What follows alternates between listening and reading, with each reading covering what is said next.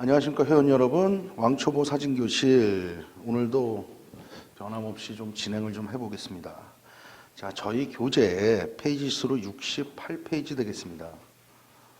자, 책들 피시고요.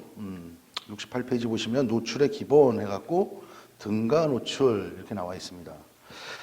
자, 오늘부터 수업은 이제 노출 쪽으로 좀 해갖고 몇 편이 만들어질 텐데요, 여러분. 사진에서 노출이라는 부분은 상당히 중요한 부분입니다. 요즘은 이제 디지털 카메라들을 많이 쓰시기 때문에 노출이 어느 정도 좀 안 맞아도 포토샵에서 보정을 하지, 또 뭐가 좀 안 돼도 포토샵에서 보정을 하지, 후보정을 하지, 이런 이제 개념들을 갖고 사진을 하시는 분들이 많은데요. 물론 그래도 뭐 그렇게 해도 뭐 사진을 살릴 수는 있습니다. 하지만 사진을 찍을 때 노출을 정확하게 맞추고 초점을 정확하게 맞추고 화이트 밸런스를 정확하게 맞춰갖고 올바른 사진을 먼저 찍는 것이 퀄리티 사진 즉 질에도 가장 좋은 방법이라고 할 수 있겠습니다, 여러분. 그래서 노출은 조금 전에도 제가 말씀을 드렸지만 사진에서 거의 뭐 많은 부분을 차지할 만큼 굉장히 중요한 부분이고요. 초점과 노출만 정확히 세팅이 되고 맞춰져 갖고 촬영이 되면은 굉장히 좋은 결과를 얻으실 수 있을 거라고 생각을 합니다. 자, 노출 한번 들어가 보죠. 등가 노출이라고 나오는데요. 등가 노출 제가 이거 강의 시작하면서 처음에 말씀을 드렸던 부분이에요. 어떠한 하나의 노출과 셔터 스피드와 조리개의 조합이 그것이 다가 아니다. 셔터 스피드를 한 스텝 낮추고 조리개를 한 스텝 조이고 또 반대로 셔터 스피드를 한 스텝 빠르게 하거나 한두 스톱 빠르게 하거나 또는 조리개를 한두 스톱 더 열어줘 갖고 같은 노출을 만들 수 있다. 이게 등가 노출의 기본 개념인데요. 교재를 한번 천천히 읽어보겠습니다. 저희 교재에 다시 한번 말씀드리면 68쪽이고요. 자, 노출은 빛의 강도, 즉 조리개와 시간의 셔터 속도, 시간은 셔터 속도를 말하죠. 셔터 속도를 곱한 것과 같다.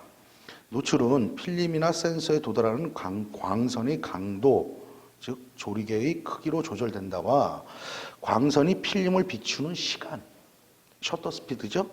그래서 이 조합이다. 무슨 말이에요? 셔터 스피드하고 조리개의 조합이다. 셔터 스피드와 조리개를 어느 쪽으로 세팅을 해주느냐에 따라서 노출이 결정이 된다는 말이에요. 필름에 도달하는 광선의 양이 많을수록, 즉 네거티브에 형성되는 은의 농도가 증가한다. 네거티브의 형성되는 은의 농도가 증가한다. 이건 이제 필름 얘기를 하고 있는 거죠. 디지털 카메라에서도 마찬가지로 칩에 비치는 광선이 많을수록 픽셀들이 더 많은 자극을 받는다. 필름이거나 픽셀이거나 셔터 속도와 조리개 또는 이들 두 가지 조합을 변화시킴으로써 노출을 조절할 수가 있다. 네, 그렇죠. 저희가 그 전에 이제 등가 노출했을 때 이 개념들을 제가 설명을 해드렸고요. 다음에 보시면 노출계는 셔터 속도와 조리개 값의 조합을 계산해서 그 장면에 알맞은 노출 값을 알려준다. 수동식 카메라의 경우에는 셔터 속도와 조리개 값을 노출계로 측정해서 정할 수 있고 자동식 카메라에서는 그 조합을 카메라가 대신 정해준다. 자, 이게 무슨 말이죠, 여러분? 여러분들 카메라에는 그게 디지털 카메라가 됐건 필름 카메라가 됐건 아주 오래전 거만 아니라면 여러분들 카메라에는 노출계가 내장이 되어 있습니다. 그래서 여러분들이 우리 머릿속으로 이게 몇에 몇일까를 생각하지 않아도 노출계가 적정한 노출값을 준다는 얘기예요.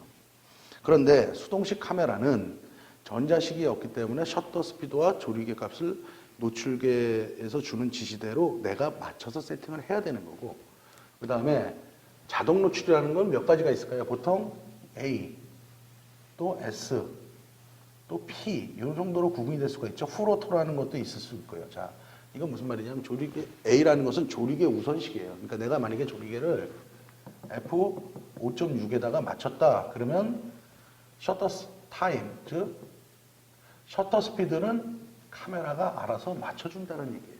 두 번째, S라는 건 뭐냐면 셔터 스피드 우선이에요. 내가 셔터 스피드를 뭐 250분에 1초에 맞췄다. 그러면 거기에 맞는 적정 조리개 값을 카메라가 알아서 세팅을 해준다는 얘기예요. 반대로 프로그램이라는 건 뭐예요? 조리개 뭐 5.6에 맞추고 뭐 타임을 몇에다 주냐 이거는 이제 조리개 우선 방식인데 프로그램 방식은 뭐냐면 셔터 스피드 조리개와 셔터 스피드 자체를 카메라의 노출계가 알아서 세팅을 다 해준다는 얘기죠. 그러면 풀 오토라는 건 뭐냐? 이거는 프로그램 노출값에 플러스 알파 뭐 화이트 바란스라든가 뭐냐 프레쉬를 스피드 라이트를 자동으로 터트릴 거냐 말 거냐 그것까지도 알아서 해주는 기능이라고 보시면 되실 것 같습니다. 그 얘기를 지금 이 교재에서 하고 있는 겁니다.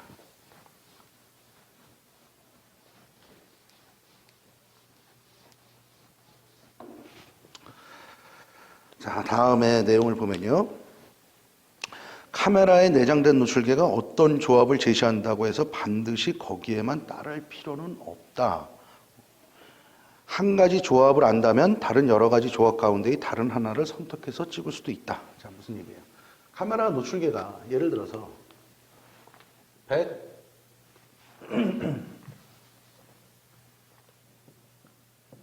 125분의 1초에 5.6이라는 노출값을 우리한테 줬단 말이에요. 카메라에 있는 내장 노출계가.